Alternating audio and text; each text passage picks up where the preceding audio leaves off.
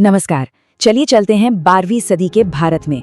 एक ऐसा दौर जब दो बड़ी सल्तनतें टकराने वाली थीं और इस टकराव के बीच एक ऐसी दुश्मनी थी जिसने इस सरजमी की कहानी ही बदल दी। आज हम उस राजा की कहानी जानेंगे जिसने सब कुछ हारने के बाद भी हिम्मत नहीं हारी। ये कहानी है पृथ्वीराज चौहान और मोहम्मद गोरी की आखिरी जंग की। तो इस पूरी महागाथा को समझने के लिए हम इसे 4 हिस्सों में देखेंगे। सबसे पहले हम उन 2 बादशाहों के बारे में जानेंगे जिनकी टक्कर ने जंग के मैदान को हिलाकर रख दिया। फिर तराइन की दूसरी लड़ाई के उस हैरान कर देने वाले मोड़ को समझेंगे। इसके बाद हम गजनी चलेंगे उस आखिरी और दिलेर कारनामे को देखने, और आखिर में इस कहानी से मिली अमर विरासत पर बात करेंगे।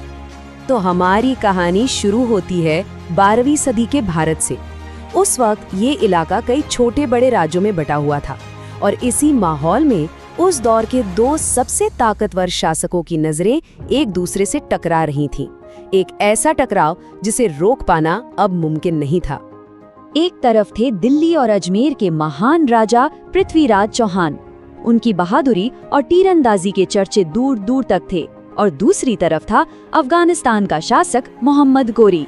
उसकी बस एक ही जिद थी, हिंदुस्तान पर कब्जा करना, और इसके लिए वो बार बार हमले कर रहा था। अब जब 2 ऐसी ताकतें हों तो उनका आमना सामना तो होना ही था, और इनकी पहली बड़ी भिड़ंत हुई तराइन के मैदान में।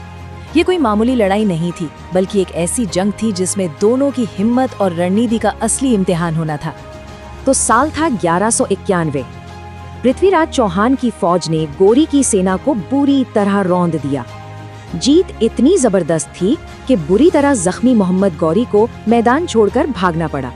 इस जीत ने पूरे भारत में राजपूतों के शौर्य का झंडा गाड़ दिया। लेकिन गौरी हार मानने वालों में से नहीं था। वो जिल्लत उसके दिल में आग की तरह जल रही थी, और यहीं से इस कहानी का वो दुखद मोड़ शुरू होता है जो हमें इसके दूसरे हिस्से की तरफ लेकर जाता है। सिर्फ बस एक साल बाद 1192 में तराइन का मैदान फिर से जंग का गवाह बना, लेकिन इस बार पासा पूरी तरह पलट चुका था। गौरी अपना बदला लेने के लिए पहले से कहीं ज्यादा बड़ी और तैयार सेना के साथ लौटा था।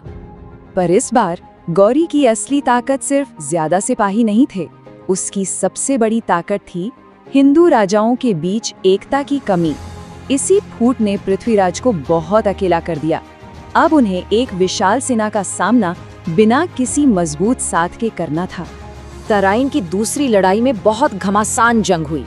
राजपूतों ने वाकई बेमिसाल बहादुरी दिखाई, पर गौरी की सेना संख्या और रणनीति दोनों में भारी पड़ गई, और आखिरकार पृथ्वीराज चौहान को बंदी बना लिया गया और उन्हें कैदी बनाकर गजनी ले जाया गया। लेकिन ये कहानी यहाँ हार पर खत्म नहीं होती।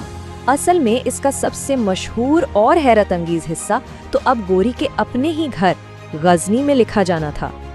इस आखिरी अध्याय की चाबी कोई तलवार या सेना नहीं, बल्कि पृथ्वीराज की एक कमाल की कला थी। इसे शब्द भेदी बाण कहते हैं। मतलब बिना देखे सिर्फ आवाज सुनकर अपने निशाने को भेद देना। सोचिए जरा, ये कितना अविश्वसनीय हुनर रहा होगा।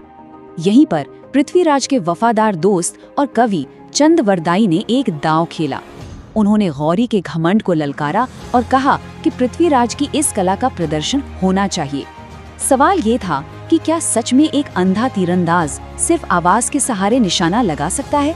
गौरी को यकीन नहीं हुआ और उसने ये चुनौती मान ली। और फिर वो पल आया। प्रदर्शन शुरू हुआ। पृथ्वीराज ने आंखों पर पट्टी बांधी और धनुष उठाया। तभी चंदबरदाई ने ये दोहा पढ़ा। ये सिर्फ कविता नहीं थी, ये एक खुफिया संदेश था। इसमें गौरी के बैठने की सही दूरी और ऊंचाई बताई गई थी। अपने दोस्त का वो इशारा मिलते ही पृथ्वीराज ने एक पल भी नहीं गंवाया।